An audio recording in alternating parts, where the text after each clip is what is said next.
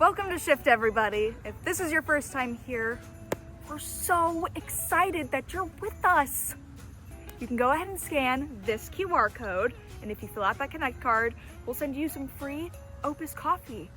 And make sure that you check out the Coffee with Joe option. That way you can meet with him either in person or over Zoom, whichever you prefer, and you can ask any and all questions that you want or need to know. Our big year-end give is almost over, and our goal was $5,000 to end the year strong and to start the year 2025 off on a good foot. We are just short of $2,000 of reaching our goal. And why is that a big deal? It's a big deal because every gift that is given gives me the ability to do all of the things that we hold as important that happen outside of our Sunday morning gathering. All of that is possible because of your generosity. And if you would like to help us reach or even exceed that goal, then scan the QR code, scroll down, and you can either give a one-time donation or a reoccurring gift. And every cent that is given is received with gratitude and purpose. Don't forget that this week is our annual day of rest, which means no one will be here. So take the day off to reflect back on the year and set good intentions for the year 2025. I do want to give a content warning for today's sermon. Our guest speaker, Dr. Hannah Bayne, will be talking about birth and childhood. If those topics are too heavy, especially during this season, please protect yourself and skip this teaching. Now for the final week of our series, Labor of Love.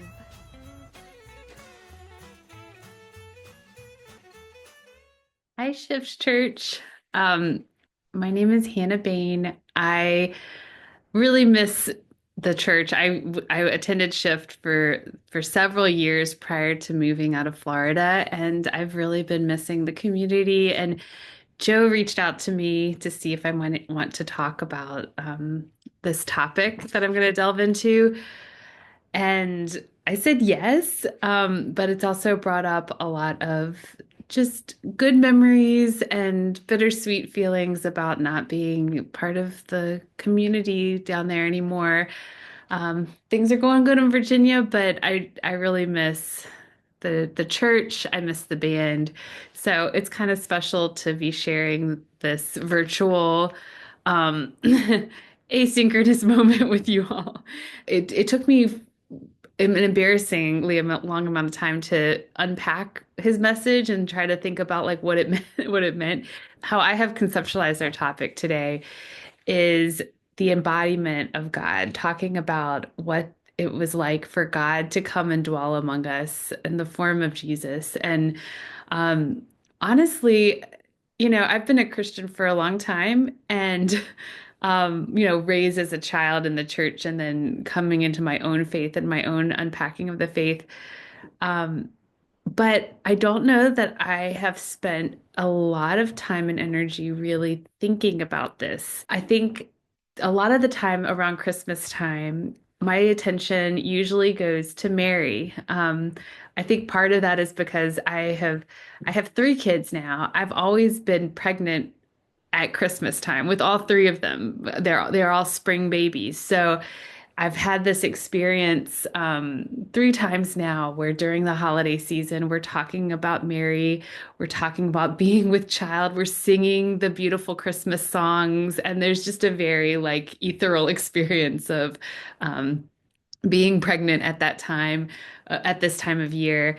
And I've always resonated, I think, as a result with what Mary's experience might have been. And I have never been one, as a person who's been pregnant several times, I've never been one to sugarcoat that process, like what it feels like to be swollen and fatigued and to just ache in every way and have food aversions and nausea, and I've never loved the whole process of being pregnant. It's a hard and it's a messy experience. And I think Mary had a pretty rough go of things, so I always like to give her her due. I want to focus on this verse for today, John 1:19. So the Word became human and made his home among us. He was full of unfailing love and faithfulness, and we have seen his glory, the glory of the Father's one and only Son.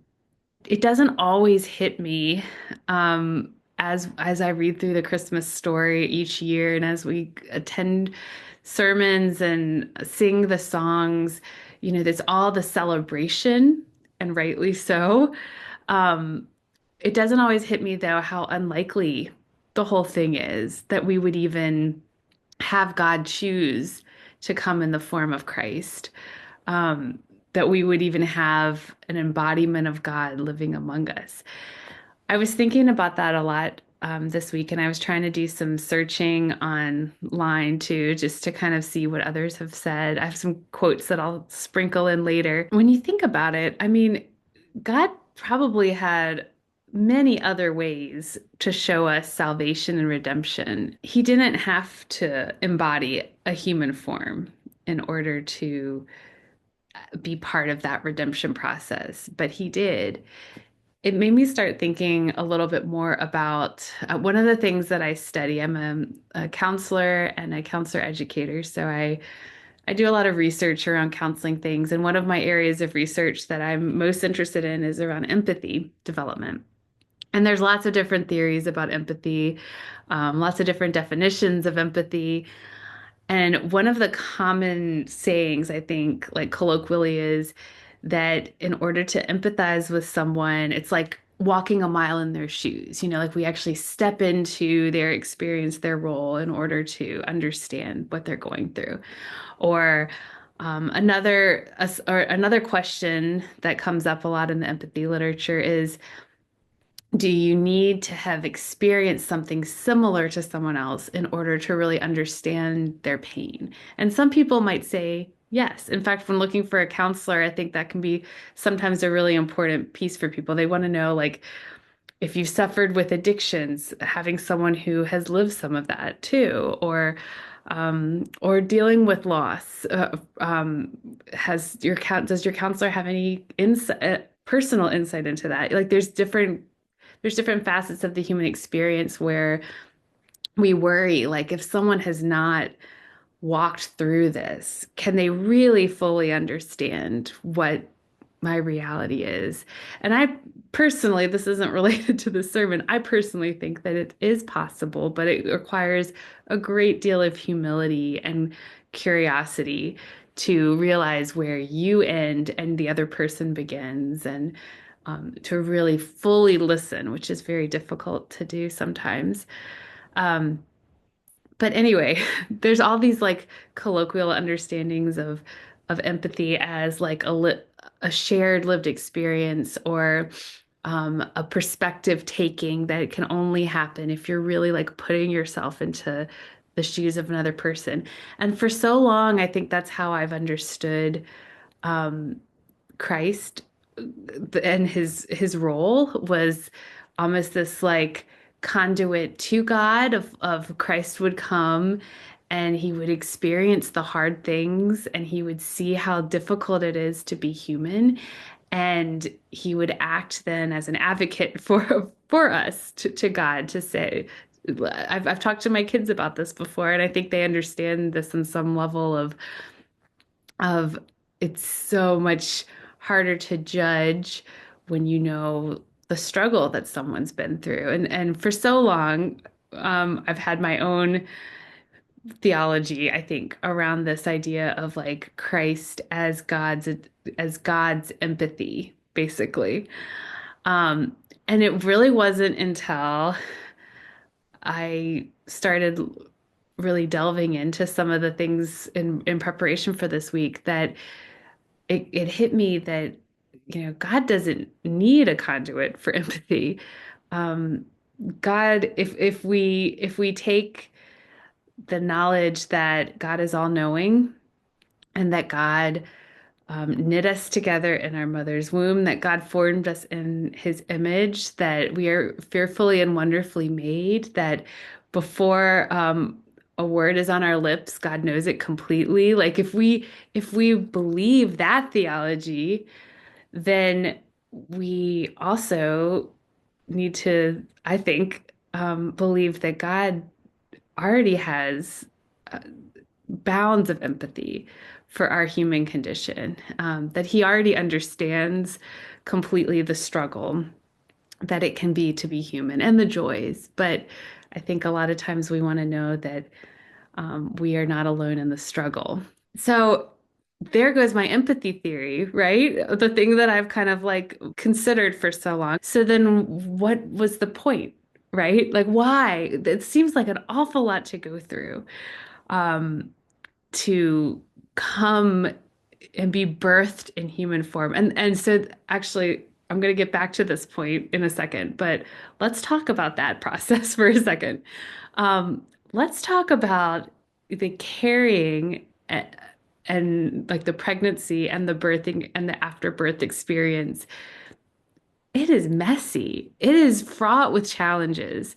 Um, Even the most routine pregnancies, there are complications that can happen. There are things that go wrong. There are worries about the health of the fetus. There's the actual growing within and dependence upon the womb. And if you think about that, that's in itself mind altering. This idea that God so humbled himself that he grew from nothing, like you see the initial imaging. And I used to have one of those like page a day pregnancy books where you would, like every day there was a picture of what the baby looked like and how it was growing. And just the amount of like, here's when the fingernails are coming, here's when the hair starts forming, the eyelashes are coming now. And it's just marvel. I look down at my expanding belly and I think, that is incredible. These small building blocks that are slowly being formed. The fact that the nutrition I consume is on a direct path to my baby. The fact that everything that the baby needs is provided by my body. I mean, it's I could go on and on about that, but it's incredible to think about. And think about that full dependence, that full reliance on a human body to sustain you. And God chose that for his son. God doesn't have limits, right? So he easily could have just appeared in adult form if that was the goal, like to come down onto earth and be embodied and dialogue with us all and teach us some things. He could have found other ways, right? God has appeared in the Bible as a burning bush. That's pretty cool. That's pretty impressive. But this idea that he would humble himself to the extent that he would be fully dependent on first Mary's body, encased in the womb. But then we're not even done yet. Like there's the womb part. Then there's birth, which I'm not going to sugarcoat that either. And I'm also not going to get graphic, so don't worry. The birth process is intense. When I was born, my mom said that I came out looking like Mr. Magoo because my nose was like all smushed up from all of the maneuvering through the birth canal. My daughter, who is 10 months now, she was born with what they call an angel's kiss. It was like a birthmark, an arrow almost, like pointing straight down to her nose that slowly faded over time. But part of that was like the journey through to be birthed. My first son, Cole, um, when he was born, everything was progressing fine, and then when he came out, he wasn't crying, and we realized he had meconium um, that had to be like sucked out. And there's just so many things in the birth process to ask any woman her birthing story, and some of them are complication free, but a lot of them are frightening. I had a friend who was once had to be airlifted because of preeclampsia. Her blood pressure was dangerously high. And there's like all of these things in the birthing process that can happen to the mother or to the child. Um, it can be pretty violent, when you think about it. Certainly painful. I did my first with an epidural, my second without, and my third with the epidural because I learned my lesson the second time. It's not a glamorous way to enter the world, is what I'm getting at. It's not. If you're gonna choose a way to reveal yourself to mankind, the burning bush might actually like be a little cooler. Just saying. God, though, chose this path. Then we have the afterbirth. We have the helplessness of being a newborn. And again, you're dependent on if the mother is nursing the child.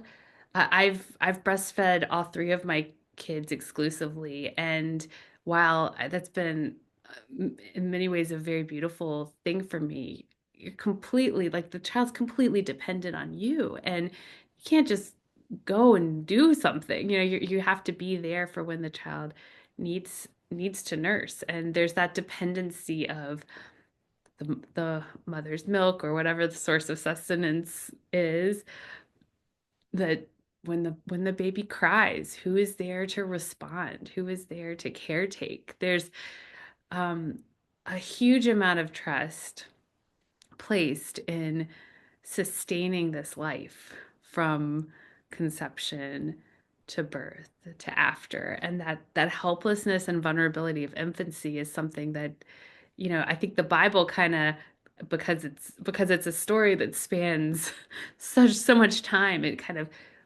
fast tracks through that. Like the birth is amazing, and then we kind of get a glimpse of um who Christ is later on in life, but we miss some of what that those initial years of Christ as a baby would be. I think about it's kind of funny because I think about like how, you hear parents think that their child is like the most miraculous thing in the world. And of course mine are objectively.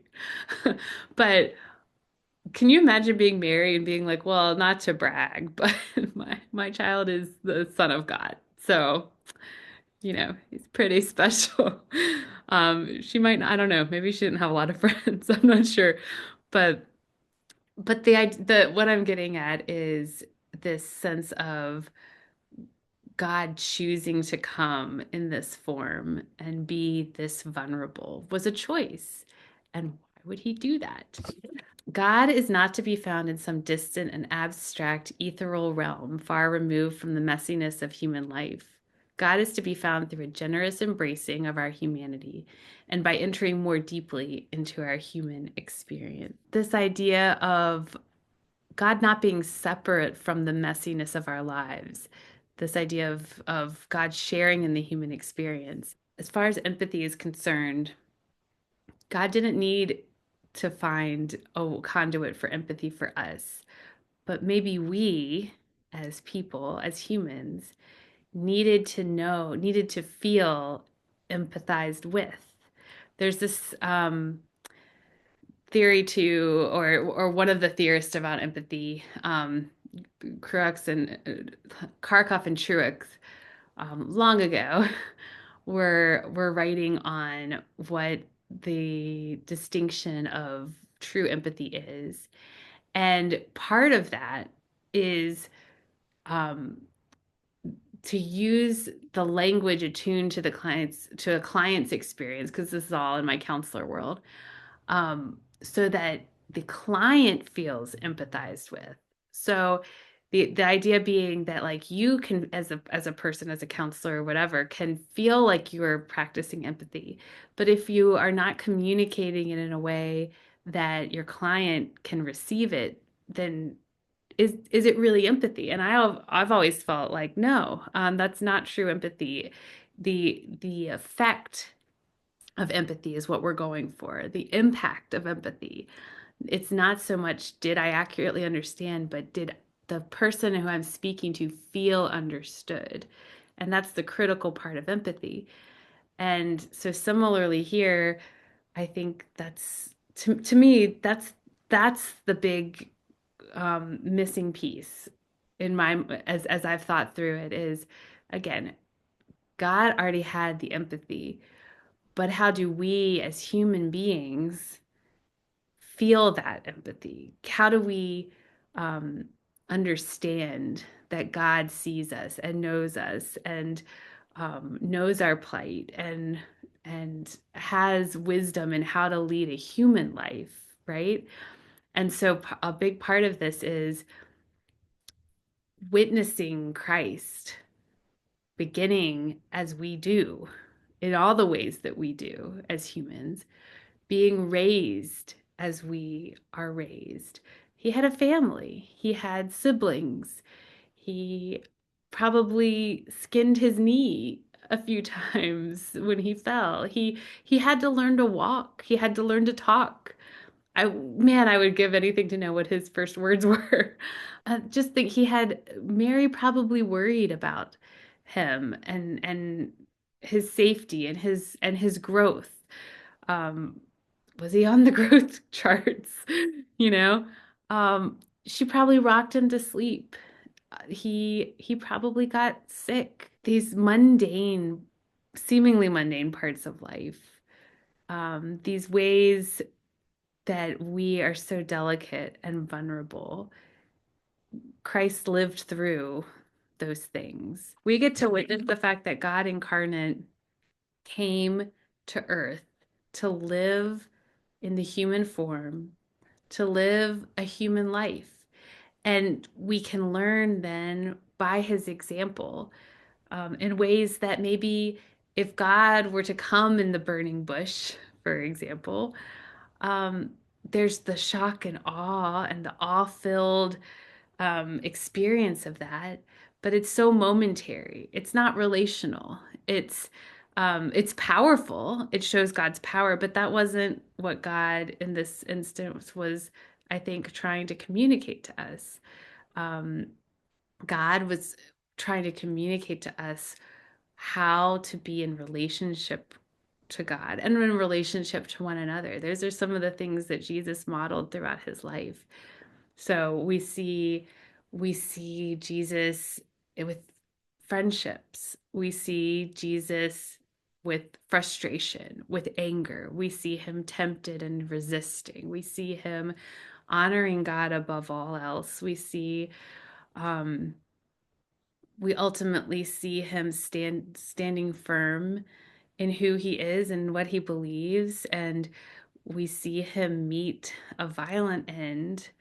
But through all of this, he's showing us that he can relate to our human experience, and that he can still follow God throughout the process. And it's giving us a blueprint for how we as humans can relate to one another and to God in ways that show us rather than tell us. That because the Bible kind of moves so quickly into adulthood, we don't have a ton of context about his childhood.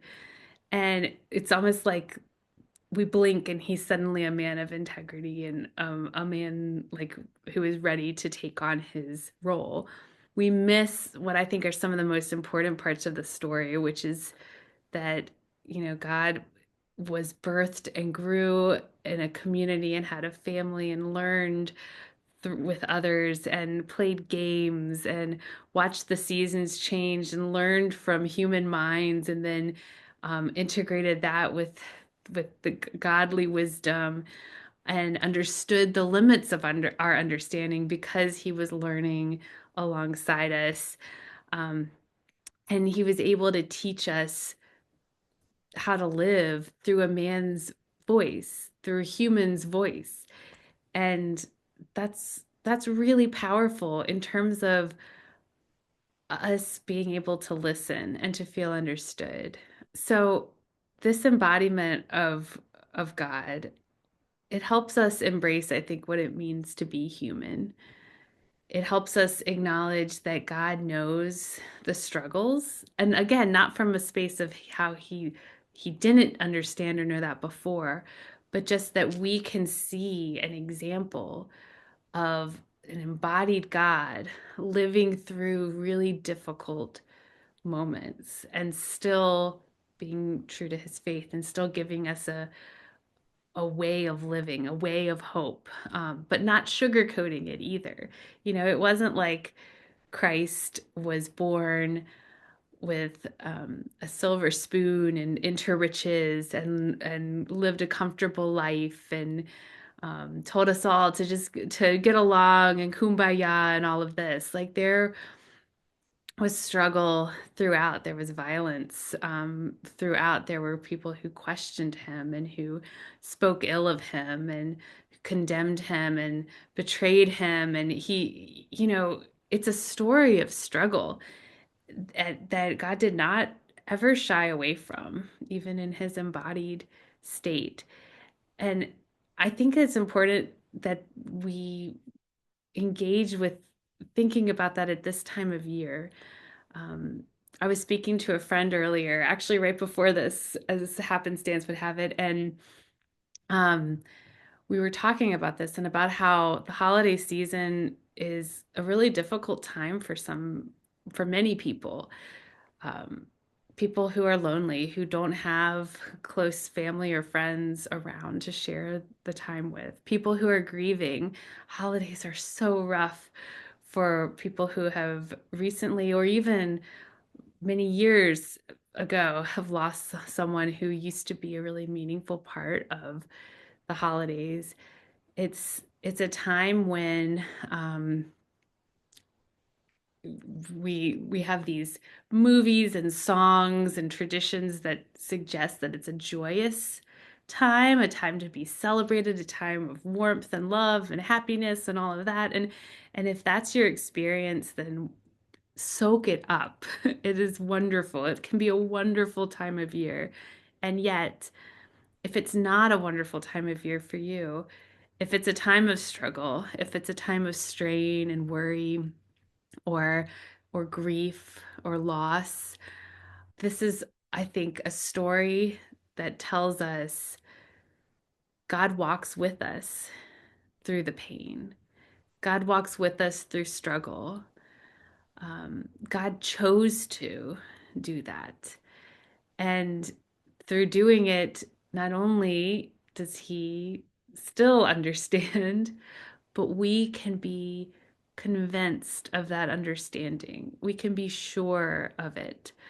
Pain and suffering are things that God acknowledges and validates as he walks with us.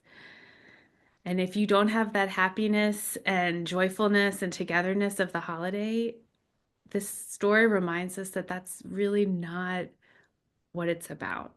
Meditate on what it means to have had God come to earth through the messiness of birth, through the hardship of life, of being an infant and growing and dying in such a terrible way through the crucifixion. A God who knows suffering intimately and doesn't shy away from it and doesn't try to make it okay or tell us that everything is fine, but who's there walking with us through it. And that Christ represents that. So we can celebrate Christ's birth, and we can also, I think, take such comfort in the fact that God, in choosing to come in Christ's form, embodied what it means to love each other, to be in community with each other, to be people of integrity. God embodied the word. This is by Ben Conroy. He said, God did not want to bridge the gulf between him and us just by fixing the damage done by original sin. He wanted to show us more about the true nature of his love, to become our friends, and to invite us to share in his own divine nature. To do that, he was born in a stable. He ate with us, worked with us, became our friend. He lived a human life and died a human death. And that is the most important thing that has ever happened. Merry Christmas. I hope you have a beautiful holiday, even if it's one with struggle and strife. Knowing that the promise that we are welcoming in this season is the promise that God is with us and that God understands us and that we have solace and relationship with Christ. Merry Christmas.